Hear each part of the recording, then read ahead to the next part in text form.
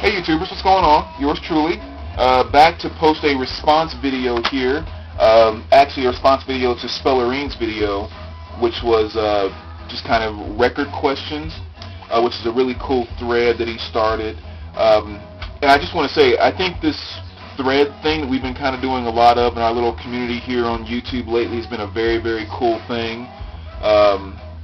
So I definitely want to entice people to keep those questions and stuff flowing as they pop out. I just think it's a good way for us to get a little deeper into each other's minds about how we feel about our collections and certain music and stuff like that, as opposed to just, day after day going, I got this yesterday, this came in the mail the other day, and, I just think it's cool. I'm definitely learning a lot more about you guys and seeing your collections in different ways, and that's just an awesome thing to me, so just wanted to throw that out there. So, Spellerine had the next good thread going here, and I wanted to make sure I jumped in on it, and let me get right to it. Question number 1, most elusive record / hard to find record inside your collection. There were 2, I think, that fall into that category for me. Number 1 would be this one here, which is the Teen Wolf soundtrack. I am a huge fan of the 80s. I was a huge fan of this movie, and I always loved the soundtrack from day one, but was just never able to get my hands on a copy of this, which I've been looking for since I started collecting vinyl about 4 years ago. But it was always, if I ever did find one, like on eBay or something, it was just so ridiculously priced that even if I wanted to pay a little extra to get it, it was still just a little too outrageous. So, as you know, with my video about a month or 2 ago, I got this one, which was pretty cool. And only ended up paying about $9 for it, which is even less than I expected. So that was kind of nice. The second one that was the most hard to find, and kind of for the same reasons again, was the Stone Temple Pilots Core. I've been wanting this one for about a year or 2 now, and again, it's just one of those things where when you found them on eBay, most of the ones that would pop up every now and then were Brazilian presses, and between the shipping that was asked and the prices that were on them, it was just, again, just really wasn't worth the buy, so it took a while for me to find a good copy of that. So those are probably my 2 most elusive records. And Spell, I'm sorry it took you so long to get that Vaughn, because there's a small record store I go to about 30 miles away from here, and he's had that record sitting in his bins for dang near a year now. So, wish I would have known. I could have got that to you a lot sooner. But anyway, moving along, most valuable record. That's pretty easy. Going back to the black box again. The most valuable record would be Dave Matthews Band, These Crowded Streets, 2 LP set. I believe only 5,000 of these were printed back in 1998. These go from anywhere between, on the low side, you can maybe get one for $200, $210. On the high side, I've seen them go as high as close to $290, $280, $290 on eBay. So this is definitely the most valuable record in my collection. Next question was the record you paid the most for. Kind of a trick question in the way that I see it. One of the reasons why my wife doesn't give me a hard time about buying records and everything else is a majority of the money that I get for buying records, I get by flipping things on eBay. Going to yard sales and buying stuff and then coming back and selling them, or going to Goodwills and buying tapes and CDs and selling them. So when I think about the actual money that came out of my pocket that I paid for an album, not that I got by selling something else, or at least not all of it, would be this album that I bought a couple years ago, Smashing Pumpkins' Melancholy, Infinite Sadness. So I paid over $100 for this record, and at that time, say most of that was just money that I paid myself. But like, I went to the explanation because like my Dave Matthews Band I just showed, I actually sent more money out for that, but a majority of that money came from a Star Wars collection that I bought at a Goodwill for like $20 and sold on eBay for like $130 or $140. So technically, money out of my pocket, I didn't pay more than $50 for that Crowded Streets. So I don't know, just going with that long explanation because that's actually something that matters to me in my collection, is how much money goes out that I take out of my checks and how much I actually earn from flipping. And I used to have a little diagram thing that I would keep track of how much money I'm spending from my own pocket, how much from flipping stuff on eBay and so forth. But anyway, I'm sure it's probably more information than you want to know. Moving right along, record I have the most copies of. There really isn't one I could show because I don't keep a lot of multiple copies of any particular record. There may be 30 or so records in my collection where I have 2 copies, and 90% of the time that's because one is a sealed copy, so then I got a listing copy. But for the most part, if I get more than 1 or more than 2 or 3 of each record, I usually only doing that to flip it on eBay or sell it at local record stores or whatnot. So don't really have any multiple copies of records. Now let's see. Next question. Weirdest thing found in a record sleeve. I can't remember which record it's in because it's been so long, but I know I do have it. But it was a letter, which was a rejection letter to someone that applied to a school of business somewhere. And it was one of those, sorry you didn't get in, blah, blah, blah. And so I just kind of figured that person must have drowned their sorrows by listening to music during that time and left the letter inside of the album. But I can't remember which album that I had that in. But that was the weirdest thing. Now, cover art. Horrible and good cover art. Well, there were a lot of choices I could have pulled out for the horrible. I mean, easily could have pulled out Loverboy in the red pants, Orleans and then all the guys on the front cover with no shirt on, and I mean all kinds of things. But excuse me, I was able to narrow it down to one, which I think takes the cake,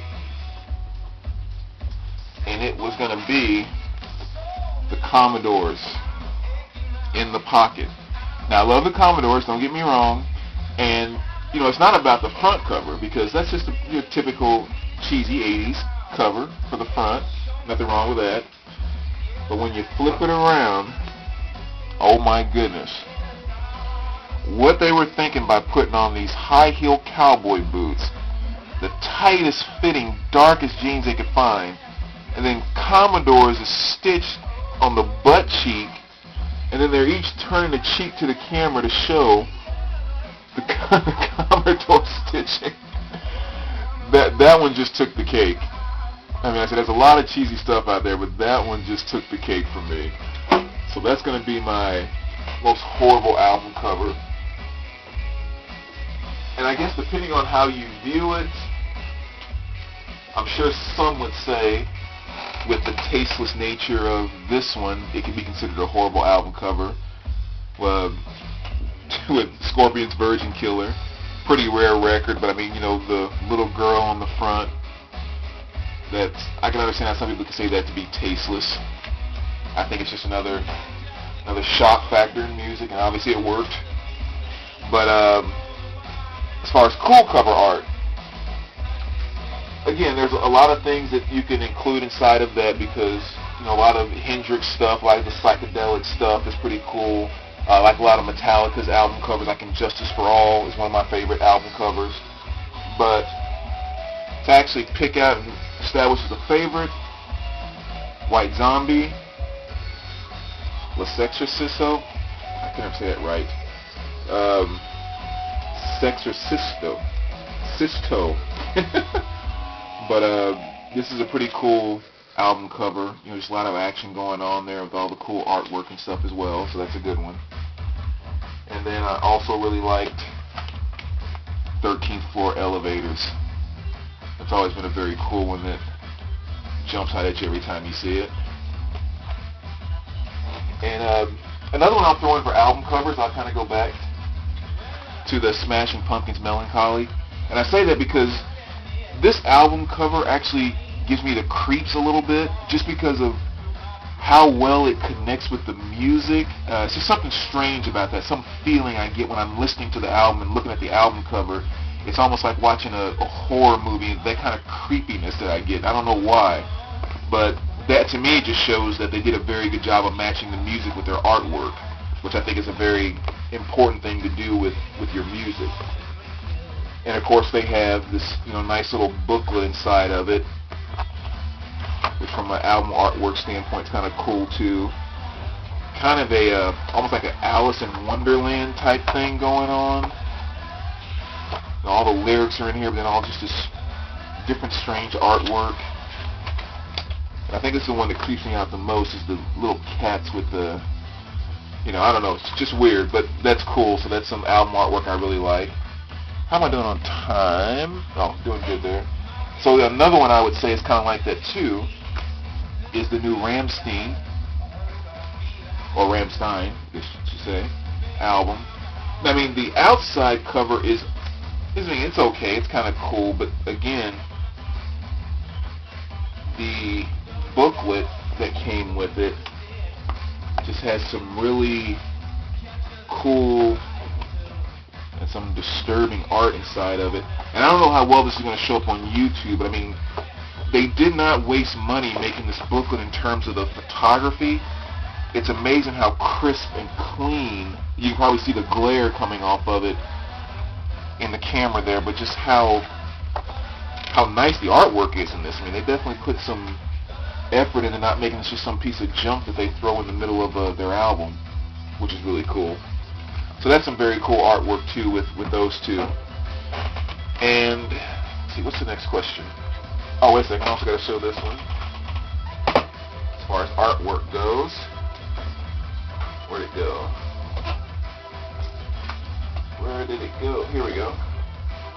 So I've shown this one before too, and I don't know again how you feel about that, but this is some pretty wild artwork. The Naked and Shameless.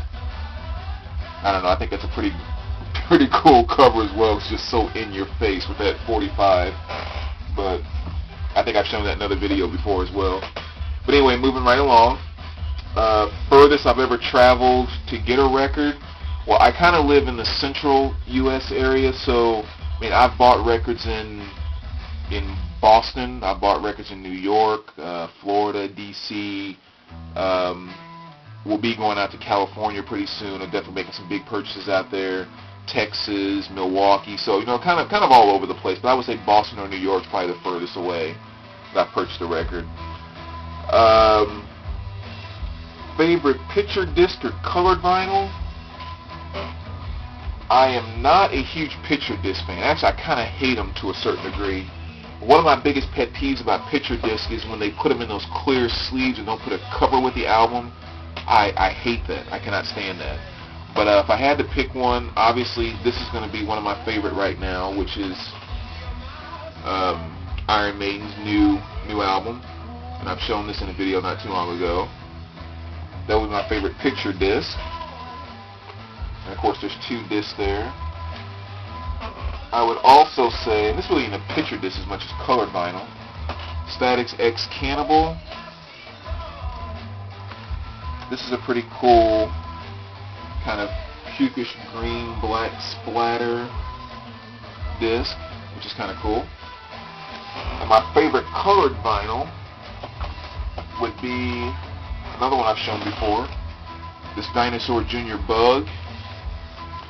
And I know last time I showed this on YouTube, the color didn't really show up the way it is in real life, because this is really kind of a deep purple, and it showed up really bright, and I don't know, but it's really kind of a deep purple and gold insert there, and this is probably my favorite colored vinyl.